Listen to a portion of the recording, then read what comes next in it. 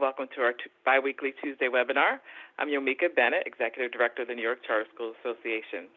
I am joined today by Anna Hall, CEO, Northeast Charter Schools Network, David Frank, Executive Director of the Charter Schools Office at NYSID, Susie Corrello, Executive Director of the SUNY Charter Schools Institute, Lori Hazley, Senior Director, Charter Authorizing and Accountability at New York City DOE, and Corey Callahan, General Counsel and VP of Legal Policy at New York City Charter Schools Center. Today we'll start with a few updates, then we'll turn to Susie, Lori, and David for their updates. Of course, take a few questions using the Q&A feature at the bottom of your screen, and then we'll turn it over to New York City-specific topics. We'll start off with the executive order that required schools to report the number of vaccinated teachers. That executive order has been amended to require local health departments to do the reporting. When we have more details about what, if any, role schools would play, we will let you know. But again, for now, the executive order has been amended, and local health departments are required to do the reporting. While we hope to learn more about NYSID plans to approach state testing at the next Board of Regents meeting, which will be held Monday next week. You can join our live stream for this discussion, as well as discussion of charter items by visiting our Facebook page on Monday at 11 a.m. In the meantime, we do know that as of right now, only a limited number of Regents tests will be administered in June, namely Algebra 1, ELA, Living Environment, and Earth Sciences. NYSID has also indicated that at next week's meeting, they will propose to cancel all Regents exams in August this year. One House budget resolutions are expected to be released next week by the Senate and the Assembly. In their budget resolutions, the Senate and the Assembly will include their priorities for next year's budget, I should say. From there, budget negotiations are expected to be underway full speed until the deadline of March 31st. We have been hard at work here at the Association advocating for charter schools and will continue to do so. We will update you once we have reviewed the bills. Finally, a couple of housekeeping items. We have heard from many of you that there are pain points for the people on your team who manage data and data reporting. We are reaching out to them to learn more about the challenges they have and how best we at the Association and in partnership with SUNY and SED can address them. Please ask your data folks to be on the lookout for an email, and if they don't receive one, to please email info@nycharters.net, again, info@nycharters.net, to be included in our data listening tour. If you or other folks on your team also have reflections you'd like to share, please reach out. Again, info@nycharters.net. Also, I just want to refer back on the Board of Regents information and the Facebook page. We should drop that information. You'll see the link to that information in the chat. On Saturday, March 20th, from 10 a.m. to 1 p.m., for those in Buffalo, we will be hosting a Buffalo Charter School Fair to allow parents to connect with school leaders and learn more about prospective schools. The event is free to attend, and interested parties can register using the link in the chat. We're dropping that. Please also feel free to forward this link to anyone at your school or organization who would like to be included in our emails. Tomorrow, on March 10th at 6 p.m., a ranked choice voting webinar will be held in Spanish. We're going to drop that link in the chat. We had a very successful and well-attended ranked choice voting event, and we are repeating that now in Spanish with our partners, and the link is in the chat there. Tonight at 6 p.m., the New York Charter Parent Council will hold its advanced advocacy training class for parents. Please share this information, and again, we have a link in the chat. That's what we have for updates. Susie, Lori, and David, we'd love to hear from you if there are any updates you have for you and your team. David, we have a specific request that we want to include there. We have several specific questions about Regents exams following the announcement from U.S. DOE on the waivers request. Do you have any update on those exams and the Board of Regents other than what I said in the update and in the opening? All right, and so with that, we'll start with you, David. I hope everyone is well. And so first on my list is that Regents exam and 3 through 8 assessment guidance will be released early next week after or during the March Board of Regents meeting. So if you're interested in actually seeing the conversations the Regents have regarding state assessments, you might even want to tune in its webcast, which is great. I also want to remind our schools that the alternative assessment window, that's the NYSA, so that's for students with disabilities, is now open. It's open between now and June 11th. And if your students are not in school physically, there is an option to mark that students could not take the test due to COVID-19 when you go to the testing portal. So just, I know schools that serve a large number of students with disabilities know the ropes there. We also have Board of Regents authorized charter schools. We do have 3 surveys out. I know everyone is tired of surveys, but if you want your authorizer, i.e. us, to pay attention to things other than just standardized test scores, and you want us to pay attention to things like student, staff, and teacher engagement, then filling out these surveys is the way to do it. And so you have until March 15th. I know a number of schools have done a great job with this. Some of them haven't. And so I urge you to distribute that to your parents, your teachers, and for high schools, your students. And we will use that for multiple benchmark ratings. So it'll not having participation will definitely impact you at renewal. 2 more things. One, thank you to everyone who submitted a CSP COVID grant.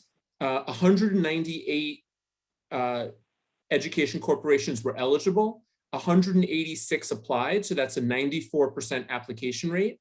And those 186 schools, through their applications, were able to distribute $9.3 million in funding to help support the work that you're doing to address student learning during the pandemic. And we're working to get that money out to you as quickly as possible. First, it has to go to the contracts office, and then we go back and forth with grantees. Schools need to be pre-qualified through the grants gateway. So there's a lot of different steps that still need to take place. But we're very glad that you've all applied. And I would say shame on the 12 schools that didn't apply and left $600,000 on the table. Not for lack of trying though, on our part to get everyone to apply. Lastly, many of you saw the local assessment survey. It's called the Survey of Assessment Strategies that SED sent out today. And I've already gotten a few questions. Is it mandatory? Do you need to do it? And I thought deeply about how to respond. I even typed up my response. So what I would say is that survey helps the state ed department best support all schools in serving students across New York State, given the constraints imposed by the pandemic. Filling out that survey also supports SED's work in both obtaining resources from the federal government to benefit New Yorkers, as well as informing our conversations with them to secure the maximum amount of operational flexibility for schools, including charters, regarding assessments and federal accountability. And of course, as always, we do appreciate the time and support that your schools provide SED in doing this work so that we can support you in your work. So with that being said, I'll turn it over to my colleagues. Well, I'm just going to provide a quick voiceover from David, and this is not what David said for the purposes of the recording. But if you are a school that has communicated ever that state tests don't capture everything or they aren't the best and sufficient measures, this survey is for you. Yeah, absolutely. Any questions? All right. Where to reach me? Great. Thanks, David. Hi, Susie. You have an update? Yeah, I do. Wanted to start off with congratulations to the New Roots Charter School. It's one of 3 schools that was nominated by NYSED for the Federal Green Ribbon Schools program, which they received. Due to their work in reducing environmental impacts and costs and improving the health and wellness of school students and their staff, and also providing effective environmental and sustainability education. So congratulations, New Roots. And with the warm weather, everybody's probably thinking about all of that. I wanted to say that we'll probably join many of you to watch the Board of Regents conversations about assessments next week. And we will evaluate everything as you do, and certainly help you think through that accountability and reporting as soon as possible. There's been, we're hearing a little bit of conversation about concerns from the schools, especially the schools that are up for renewal next year and really in the next 3 years. And Jeff and the Mighty Mighty Institute team are working on, a PowerPoint. I'm not sure what format we'll do that in, whether we can do that here or we'll host one that will talk about the build to the new. And I'm not certain that all of the building blocks of the new are firmly in place yet, but together we will do that, and we'll do a really smart job of it, as we have done across the sector in New York since 1999 when the first schools opened. So I just wanted to underscore, many of you hear me say this a lot. We grant charters because we want you to be super effective and successful with kids. And so everything we do and are thinking about is continuing in that kind of support so that you are able to provide the best education possible for your kiddos when they're remote and when they're back in school. The other thing I wanted to remind everybody is, in case you don't have plans for St. Patrick's Day, the SUNY Charter Schools Committee has thought about you. There is a meeting you can celebrate by wearing of the green on March 17th. It's a Wednesday at 10 a.m. Feel free to join us. We have a few schools up for renewal. And so we always like to see the faces of folks that are working so hard to provide more great seats for kids. And finally, speaking of more great seats for everybody, I would be remiss if I didn't mention, SUNY is working really hard to create paths as a part of SUNY for All campaign for more New Yorkers to gain higher education. And so that means a lot of your kiddos, but also a lot of your families, and including an online training center that offers free skill building and college prep and employment certification and career coaching and a lot of exciting things. And you can sign up on SUNY's website. I'm going to put that in the chat. And we hope you take advantage of it. And honestly, give us some feedback with regard to what would be more helpful to your communities. And I think that's it for me.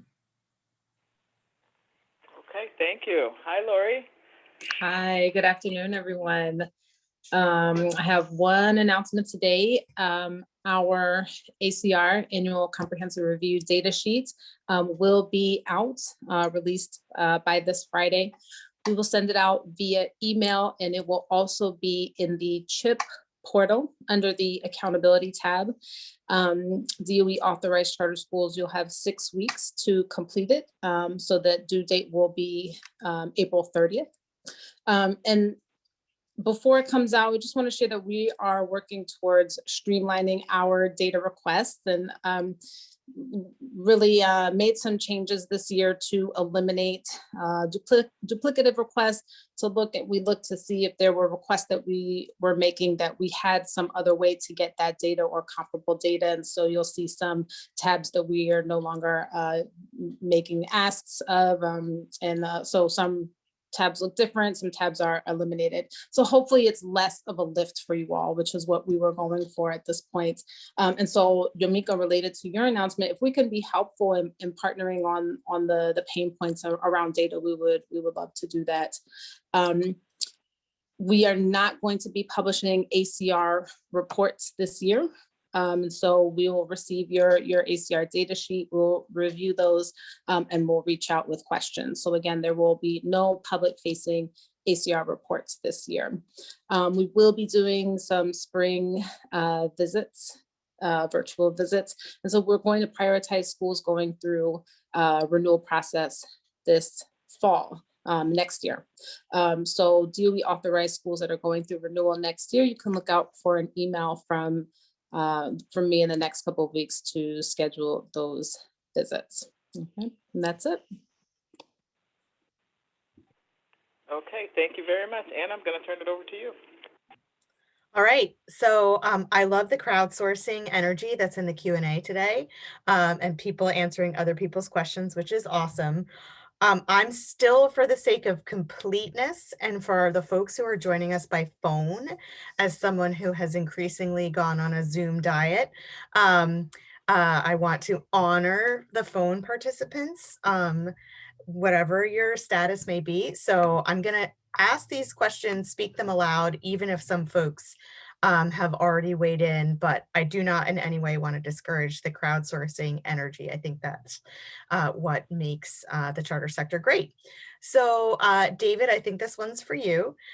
In terms of those CSP grants of $49,995, when will folks find out if they have received them? You are being so eloquent. Yeah, I know. I just answered. Always. No, but it's $49,950. Oh, sorry. I'll give Remember, everyone you said in a 40 extra previous call dollars. Yep. you would chip in the extra 50 for Yep. people. I'll make it up That's to you, right. get you to That's $50,000. However, talk to your auditing firm first about how to square that all up. That's right. So we're like many things at the State Education Department, we have a number of steps to take before we can cut you a check. So right now we're going through all the applications. We'll then send it to our contracts unit. They then will make sure that your schools are registered in our grants portal. There'll be some back and forth. Some of it depends on how quickly your fellow schools get back to us or don't get back to us. And so it's not going to be next week. It's going to be a little bit, but we're starting the process, and we will get you those reimbursement funds as quickly as possible. So would it be correct if I summarize to say, if you submitted an application, you are going to hear something at some point, one way or the other? That is Anna, you should get a job at the State Ed Department. That's a great response. Well, I will say Valerie Kowalski is one of my all-time favorite people, going back for a very long time. And at some other webinar, I can tell a story about how in the small, small world of upstate New York, her husband also became integral to a very problematic sewer situation with the charter school. I'll leave it at that. We'll leave it at that. But I will just put a plug in. Don't feel sorry for us, but here in New York State, we don't get any authorizer funding, unlike other states. And so Valerie has quite a lot on her plate, and all of the authorizers do a lot with very little. So we're working as fast as we can on this, as well as, and I see there's a question about the CSP expansion grant, same thing there. Although we are in what's called the exclusionary period, and so I cannot answer any questions about that RFP, but we are working on it. Yeah, so and I'll bucket these questions and answers, and thanks, David, for seeing that. David is a lovely person, and he wants very, very much to be helpful to everyone to the largest extent of his abilities. Please don't get him fired by asking questions about competitive grants. So if there's anything we can do to be helpful, which is not asking David, please let us know, and we're happy to be helpful. But just, David is not being obstructionist or anything like that. He cannot answer questions about competitive grants, and that is a state rule, not his rule. That's right. All right, just to keep the party going. So, and again, for the sake of completeness, the question is, can you please repeat the date and time of the Regents' announcement? And I just want to be clear, we promised no announcement. We promised a meeting, and there is a watch party. It is on Monday. The advantage of signing up for the watch party is that we will notify you when both the Regents in their eminent wisdom talk about lots of things. We are purposefully curating a watch party around the topic of state assessments and around charter decisions. So if you would like to join, we can Becky, if you don't mind putting the link to the watch party in the chat again, that would be great. But now I'll pass it to you, David, because will there be a decision, do you think, on Monday, or will there will be an edifying discussion with to be continued? I think, like you, I promise a meeting, but not much else beyond that. Excellent. well, I would encourage folks, we will also send out an update as we always do after the meeting. I think anyone who's participated in any of these Regents meetings realize there's a lot of context that isn't always captured in an email. So again, if you're interested in being alerted to the timing and having sort of an easy way to join and observe, we would encourage you to participate in our watch party. Party being the loosest COVID definition, midday work meeting, remote video, maybe the more accurate description. So Yomika, there is a question for you here. Any one house budget predictions related to charters? No predictions. I am waiting like everyone else until the bill is out, which is expected to be on Friday. I don't have any predictions. I have some fingers crossed on some things, including the reissuance of charters. So looking for that, but I do not have any predictions. All right, and I think Francesca, I'm answering you in the Q&A. If your question, when you say, I'm still not clear about when this will occur, if you're talking about the next Board of Regents meeting, it is next Monday. And if you sign up for the watch party in the link that's in the chat, we will actually alert you to when either the charter topics or the Board of Regents, the testing discussion will take place, because there are a lot of other topics. All right. So David, just keeping on the money train here, will, oh, I'm sorry, Susie, this one's for you. This is a Susie money train question. Will SUNY be issuing an SSF grant this year so a state stimulus fund grant? To be determined based on what we see with the final budget. So we're hoping. Yeah, and so just, context for folks, and all appreciation and sympathy for Susie and her team. That is actually part of their overall budgeted appropriation. And so it is dependent on the state budget process to the extent that they are part of the overall SUNY system.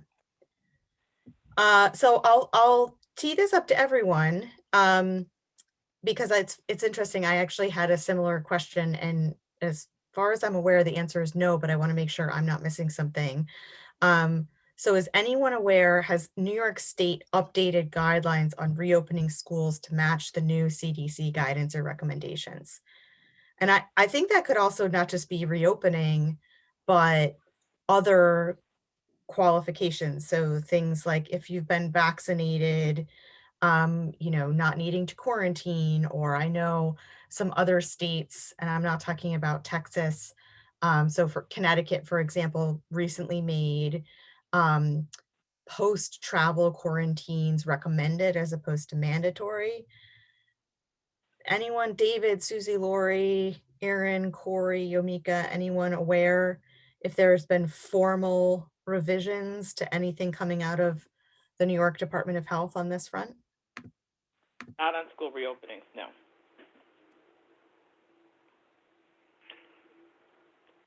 All right. So I think last non-New York City specific question is around the second round of ESSER funds. So the specific question, again, honoring our phone participants here. Is there any further information regarding the second round of ESSER funds? So again, reminder to folks, these were approved by the federal government in December, being available and how to apply. Is this an amendment to the first application, or is a new application required? So David, my recollection is that SED sent out a communication saying like, everything's on ice until the state budget is passed, because there's some question about whether or not these funds will be essentially spoken for in the state budget. Is that still your understanding? And if that changes, there will be a new round of applications, accurate? Yes, and so nothing has gone out yet. I don't have more information other than that, but I can look into it and get back to you, Anna. Awesome. I appreciate that. And again, just a reminder to folks, the state budget is in theory, lawfully, and Yomika, you should weigh in here, completed on April 1st. That has been true for the past many years. And so we can anticipate having a lot of answers to many of these open questions in the hours and the days following April 1st, and we'll certainly plan to send out an update and host an information session. Of particular note, some schools we know are on break the week following April 1st, which is when we would on April 6th regularly be scheduled to have one of these Tuesday calls. As of right now, we're still planning to hold that because we think all of this news will be pretty late breaking. We'll send some other communications and give other opportunities for information and updates, but wanted to flag for folks that if that would be a week that you would normally be on break from school, this forum will still take place pending everyone's availability, or we'll just hold it as an opportunity for folks to get updates on the budget, given that it will have been finalized late in the week previously. Yomika, do you have anything to add to that? Apologies for just blathering. Yeah. I'm going to say something that everyone in the association will appreciate. Yes, and so yes, yes, the budget will be due by the April 1st, and we will try to get that even before April 6th. We will try to get that information turned around before everybody goes on break, so everybody has it. As soon as we can reasonably do that, we could probably do that before the 6th, and so stay tuned. So everybody may be able to enjoy their full break. Excellent. All right. Love it. On that note, handing it over to Corey and Aaron. Great. You're Thanks, Anna. beneath me, so I'm handing it down. Thank you. Good afternoon, all. We don't have much here. Just someone wants me to talk about the lawsuit, which is my favorite topic. So just kidding, friends. There was a question in the question and answer about the latest update regarding the lawsuit that we filed New York City Charter School Center with Zeta and a bunch of other charter schools to try and get the city to provide the COVID-19 testing that it is currently providing. That we did win, as Kate mentioned, but the city is appealing. So as Kate lays out, we would like for this to move as quickly as possible, knowing how the case moved at the Catholic schools, which is a little bit ahead of ours. We would hope that we would have a hearing in the next few months, but I will just tell you, unfortunately, appeals take a long time. So even if we are successful again, which we believe would be, there would still be another potential round of appeals at the Court of Appeals, which is the highest court in New York. So unfortunately, this is still a long time. I don't want to say how long, more for my own sanity than yours, but we don't have, I wouldn't say that this would finish out before the school year through the courts. So more to come. The Charter Center will be reaching out to folks soon, because we are absolutely interested in pushing this, not just from the legal avenue, but also from the PR side. So please stay tuned, because we have more actions planned around this, because we do really want this testing program to become accessible to charters. We know it is extremely important for many of you who are reopening or wanting to reopen. And so we are continuing to work while the legal process is going on as well. And with that, I will say the only announcement I really have is that we will have a call on Friday with the Department of Health and DOE. I'll put in the chat the link if you haven't already registered for the call. If you have any questions, any health questions that you want to be asked, make sure you email myself or reach out to DOE. And then I will turn it over to Erin to see if she has any announcements. And then Erin, I do have one question that just came in about your favorite topic, OPT busing and Metro cards. I love it. All right, so some quick announcements. Hopefully folks saw that DOE district high schools will be returning to in-person instruction on March 22nd. So just again, doing a plug for folks that are located in district space. If you have not been having those monthly building council meetings, particularly if the other schools in your building have been remote only, we highly encourage you to pick those back up. It is very, very good for campus hygiene to be maintaining those, but especially now that all of the district schools will be back open, it's important to be having those conversations. One heads up that we believe will be going out today, and I apologize because we've been talking a lot about surveys, but one more survey coming your way. And this survey is to, number one, assess your plans and get a little bit more information about your plans for the rest of the spring. And then some very, very, very high level questions about your plans for the summer and for the fall. We know a lot of things are in flux. We know that we have to make a lot of assumptions. I think right now we are trying to get a sense for who's planning to be located in buildings and when, so that we can look at a map of the summer construction schedule. To the question in the chat about OPT busing, we need to know who is planning to use services and when. So please, I apologize for sending one more survey your way, but this one's really important. And just to put on my data nerd hat, we found a really fun survey tool. So it is not one of those terrible Google forms where you have to scroll through 300 sites to find your building. So I'm just very excited. It's a much more condensed survey. So we're going to be sending that out, I believe, today, due by the end of this week. It should be very quick. Please pay attention to that so that we can start doing this planning about services for the summer and the fall, and make sure you're all set for the remainder of the spring. One last update. We've been getting these questions a lot. The June Regents waivers that were reported last year should be in ATS in the RHSE screen by the beginning of April. So that's very exciting. We've been getting a lot of asks there. And so what we're asking is for folks to please report any additional June waivers, your August and your January waivers, if you have not already done so, by, I believe the date is going to be March 26th. Watch the C Weekly for the final, the date there. And then what that will do is allow us to reflect those in ATS by the middle or end of April, so that you can have a full comprehensive picture of all of the waivers that we have on file for your students in ATS. I know that it's very helpful. So just a plug there. Watch the C Weekly for more details. Great. You have me interested in taking this survey, Erin. I have to be honest with your selling of it. I'm sorry. I'm just so excited. So the question I have, and this is, I think, probably answered in some of what you said, but I don't know if you want to add anything else, was any updates about OPT busing and MetroCard availability for schools that are planning to host student orientation in August? So I need to confirm the policy about orientation versus instruction. So I think that, let me confirm what that policy is. We're specifically asking for instruction in this survey. Okay. And then another note, this is more of a note from Wendy, is reminder, when we run the RHSE, the charter school office has to open it. Schools don't have access to the server.